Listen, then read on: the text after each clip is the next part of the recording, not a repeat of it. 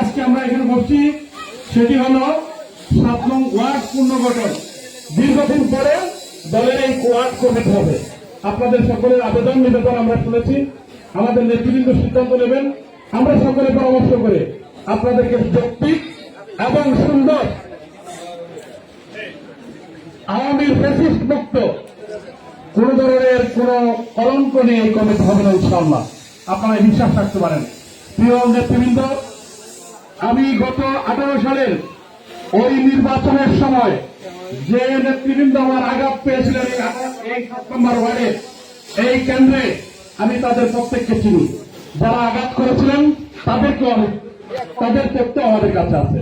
সুতরাং আমরা হিংসা বিদ্বেষে আর ফিরে যেতে চাই না, আমরা ক্ষমা করে দিতে চাই। কিন্তু আমাদের পায়ে পা বেঁধে কোন ধরনের উচ্ছৃঙ্খল পরিবেশ সৃষ্টি করতে চাইলে আমরা সেটার জন্য জবাব দেব, কিন্তু আমরা এই ব্যাপারে কোনো আপোষ করব না। আমি দলের এই দুর্দিনে, আমরা কঠিন দুর্দিনে জেল, জুলুম, হত্যা, নির্যাতন, গুম সকল কিছুকে মোকাবেলা করে বাংলাদেশ জাতীয়তাবাদী দল একটি হিমালয়ের মতো দাঁড়িয়েছিল।